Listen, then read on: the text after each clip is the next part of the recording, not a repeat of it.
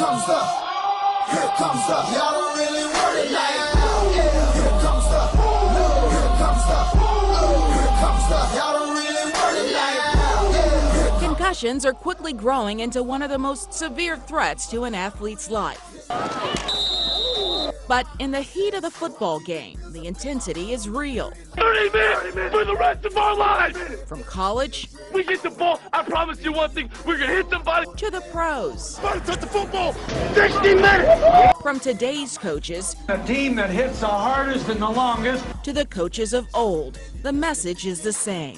Use your old head. Now let you guys charging through as far as you can go. Play hard and play to win. It's why athletes want to stay in the game. But staying in the game with a concussion can be costly. Tonight, a law to protect Alabama's youth from brain injuries that have long been a part of the sport. The national movement to give everyone involved in youth sports, from players and parents to trainers and coaches, a heads up to spot, treat, and manage concussion.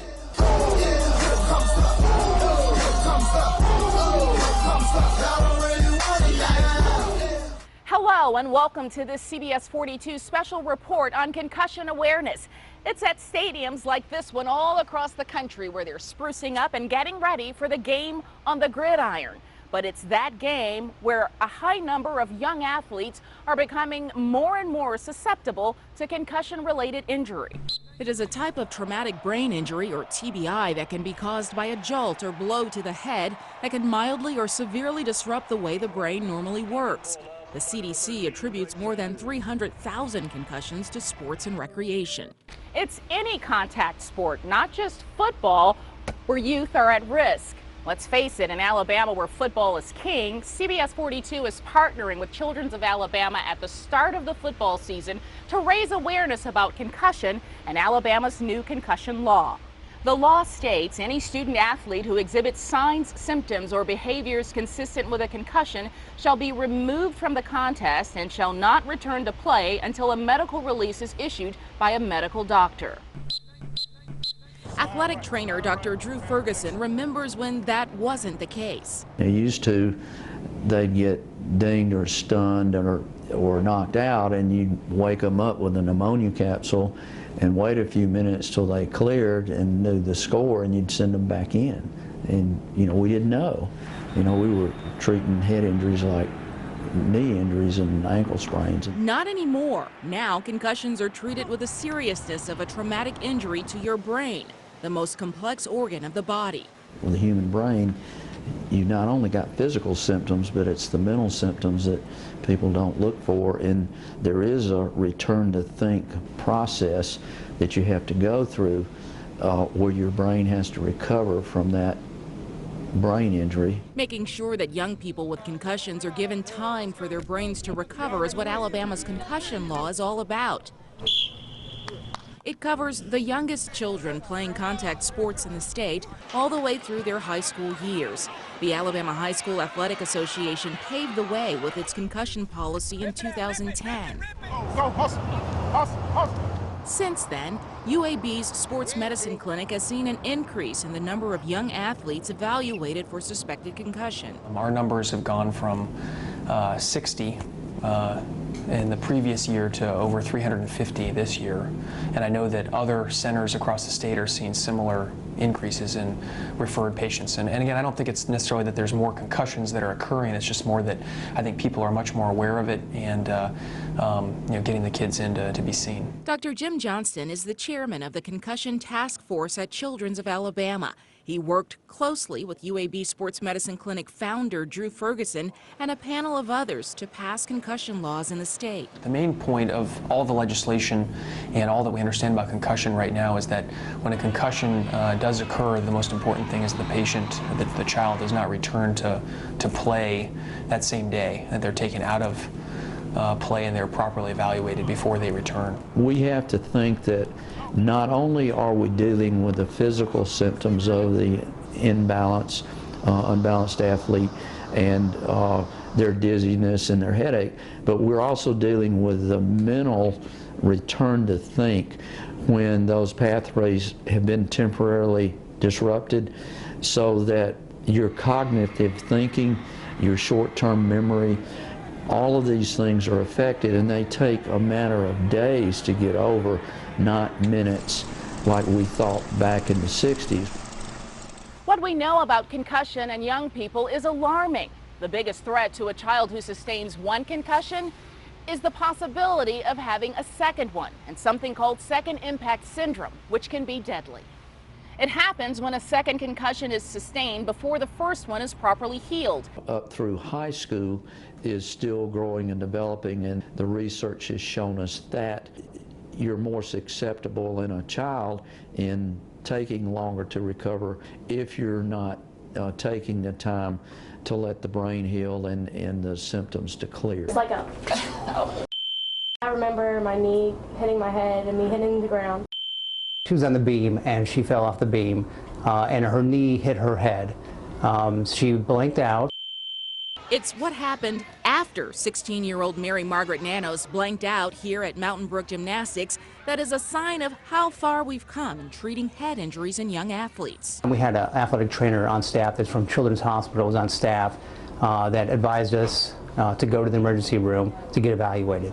That's exactly what the Nanos family did. The first diagnosis was a concussion, and they also advised us to come back here to the clinic here in the morning for an evaluation. I remember having a lot of headaches, and I'd be dizzy, and I couldn't remember everything. It was kind of annoying. And some of the evaluations they do when they get in here first is all the questions they ask them. I mean, it's like a 3-page, questionnaire that they ask them. That evaluation is called a SCAT-2. Athletic trainer Allie Comey conducts them often. So first thing we do is have you fill out your symptoms. This is a simulation of the exam given to a person with a suspected concussion, a person like Mary Margaret. A couple people at the gym had them too, but I think that was the first concussion I had. I'm going to ask you some questions. Was there any loss of consciousness? Do you feel off balance or unsteady on your feet right afterward? Do you know what month it is? Hey there, how we doing, Mary? Good to see you. Good to see you. So how are you feeling today? Feeling all right? Well, we're going to check you out and make sure everything's back recovered, okay? Okay.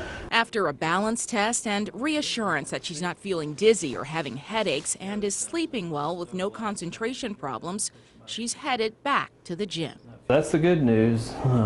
It's just taking a while to recover, which is typical of these injuries at some points. So we're just going to need to continue to make sure you get better before getting you back out there.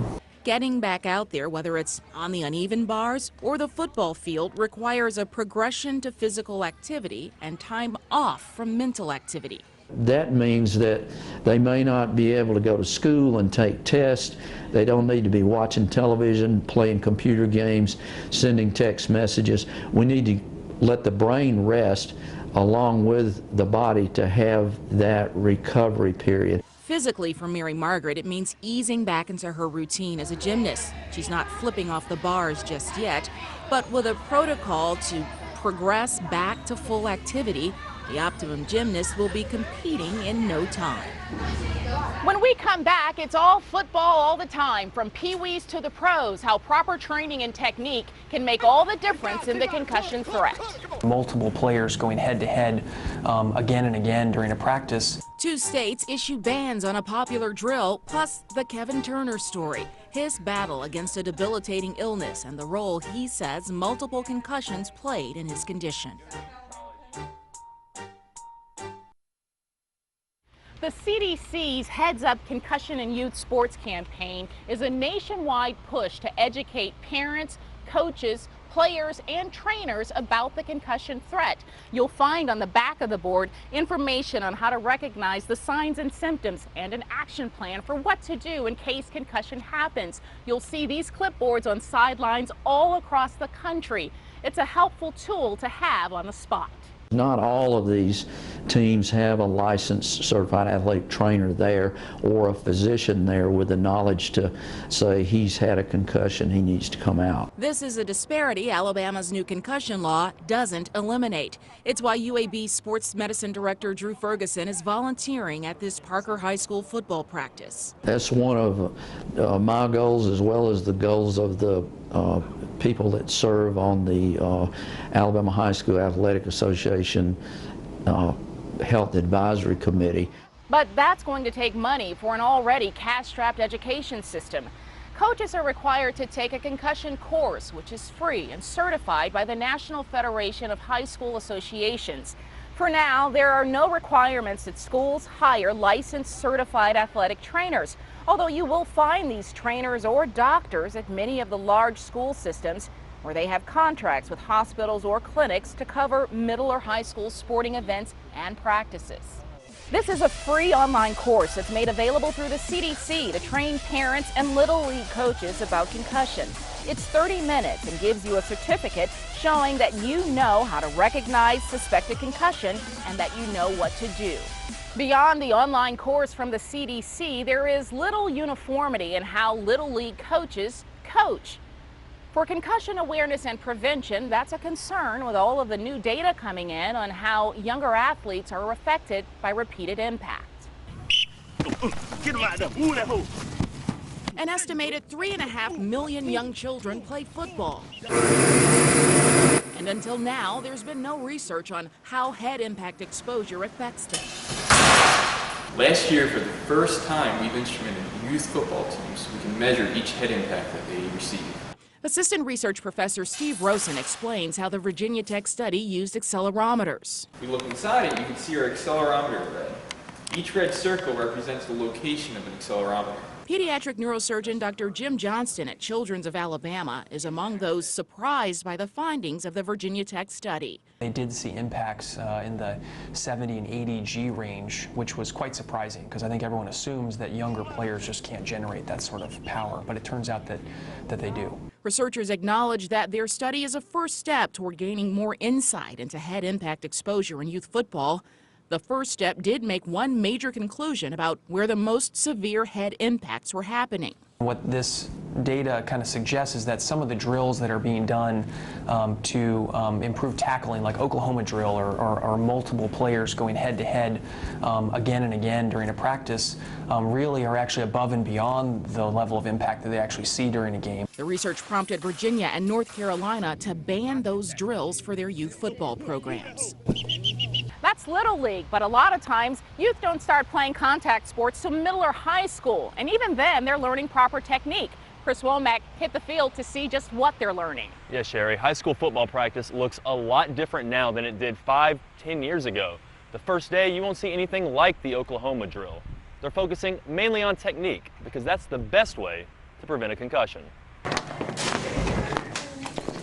It's a new year for the Mortimer Jordan Blue Devils. A distant 2011 campaign is a battle scar for what they hope will be a much improved 2012. Hey, run your feet, out of boy, good. I feel like we do some good things. We have some good kids and some good parents, a good community. So, you know, I hope we can bow up and represent it well. We're going to learn to tackle right. We're going to tackle with our heads up. We don't never use our head as a battering ram or to spear with. Okay, we're not going to tackle with our head. Wins and losses aren't the only concern. Player safety comes first, and thanks to the AHSAA's new law, concussions are on the front line. It puts a lot of legal strain on your trainer. It puts legal strain on your coach. You know, it's kind of like once you get your driver's license and you sign for it, you can no longer play the ignorance. Head coach Greg Watts traded Payne at Hewitt-Trussville in the early 70s, and he's seen a lot of change on the gridiron since he traded shoulder pads for a whistle. I think back on my career, probably 10 years ago, you know, we'd put a kid, he'd come off, be a little dinged up. Trainers say, hey, he's okay, now let's put him back out. Where nowadays, with what they know, I wouldn't have put that kid back out. Wrap up, move your feet, move your feet, move your feet. Whenever you approach a ball carrier at an angle, you tackle with your head across and in front of the runner. Tackling isn't what it was when Watts was lining up. He was taught to lead with his head. Now? First of all, you know, not leading with your head. You know, not leading with your headgear. Leading more with your eyes up, with your chest, you know, and your head following. Hey, head up, don't hit with your head, Moon. Hopefully we're showing those right kind of things in head placement, proper head placement, everything in our drills. Head up, eyes in the sky, so to speak. Even with proper training, big hits happen. When you see one of your players get that big hit, right, slow to get up, how quickly does concussion come to your mind? It's the first thing on your mind. When a kid comes off dinged up, in the heat of the battle, I don't want to be the one making that decision. You know what I mean? I want a trainer and hopefully a team doctor. You wouldn't want any game to end up injuring a kid for life. In Kimberly, Chris Womack. Go hard on 3. 1, 2, 3. Go hard. CBS 42 News. Still ahead. He took a hit. A lawsuit against the National Football League to address chronic traumatic encephalopathy, dementia, and suicide among former players. Plus, I'm not anti-football at all. I just want people to be aware of it and look for signs. And you know, if you get a bad lick to the head, it's not just a bell ringer or something like that. It's a brain, you know. So take the proper precautions. Kevin Turner's message to parents.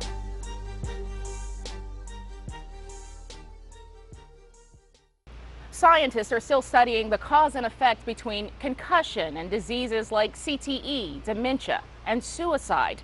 While they wait on data to come in, those who have played the game of football have drawn their own conclusions from life experience. Cynthia Gould joins us now to tell us Kevin Turner's story. Well, Sherry, a lot of folks out there know the name Kevin Turner. He was a star at the University of Alabama, but now he believes that game he loves so much has given him a fatal neurological disease. Kevin Turner can do it all.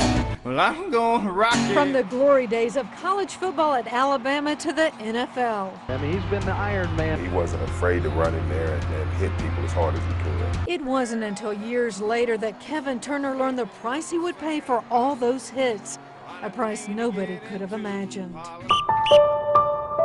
May of this year, I was diagnosed with ALS. And although it's hard to say. If only he knew then what he knows now. Twice he was knocked out cold in the NFL with concussions. But by today's standards, there were many, many more. That number could be 50, it could be 150. I have no idea. Some of your worst hits you think were in practice, right? Oh, yeah. Well, you just hit so much more. Getting your bell rung, feeling a little woozy, it was all part of the game. He just unloads on people. Turner's first sign of trouble was numbness in his fingers, and eventually came the devastating diagnosis. The worst thing is that just takes away your independence. If I need to go to the restroom or something, I have somebody to help me undo my pants. The hardest thing to do for me is eating and getting dressed. Sometimes I get my hand just almost in my mouth, and it's nothing worse. Then we have a cookie or something, you're trying to get it in your mouth, you can't get it. Unless there's a miracle cure or treatment, Turner is facing a slow death sentence. The neurological disease will eventually make it impossible for him to do anything for himself, to eat, to talk, yet he remains hopeful. Luckily, mine is progressing fairly slowly right now, so I really believe within 5 years they'll have something. Turner grew up in Prattville, Alabama, and now lives in Vestavia. He's the father of 3 young children. His 2 boys have played football, but under his watchful eye. You gotta communicate with your child, you know, ask him, you know, did this happen or this happen? You have any parts of practice where you know, saw stars or seemed dizzy or you know, just have that conversation. Turner also spends a lot of time making sure parents and coaches know that no game is worth the risk of what he faces. I'm not anti-football at all. I just want people to be aware of it and look for signs. And you know, if you get a bad lick to the head, it's not just a bell ringer or something like that. It's a brain, you know, so take the proper precautions. Turner's story is featured in a new documentary called American Man, The Price of Gridiron Glory. And he's also started the Kevin Turner Foundation. putting a very public face on ALS and giving his own life new meaning. We can't go back, we can't rewind, we can't change what's happened. And I think seeing the attitude that Kevin's taken of we're going to try to make a difference. Kevin's college roommate Craig Sanderson says it's all about changing perceptions. And if they can get that message out there, Turner's legacy won't be about how he played the game, but how he made sure these little guys don't follow in his footsteps. Cynthia Gould, CBS 42 News.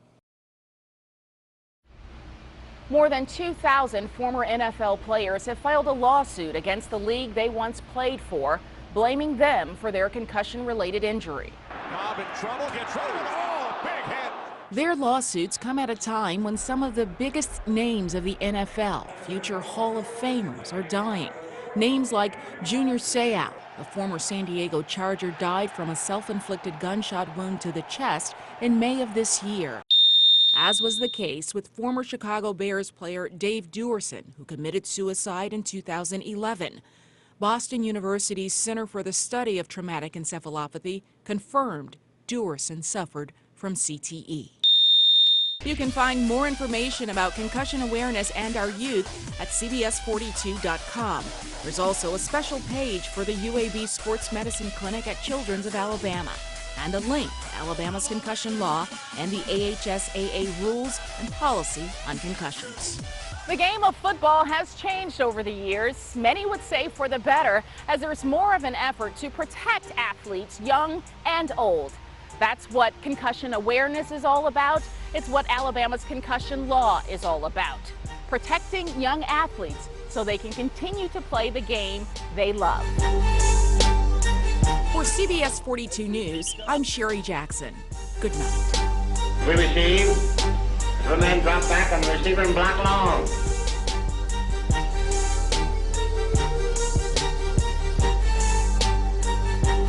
Sacrifice, unselfish sacrifice. These other fellows, they say, are pretty good, but I think we're better.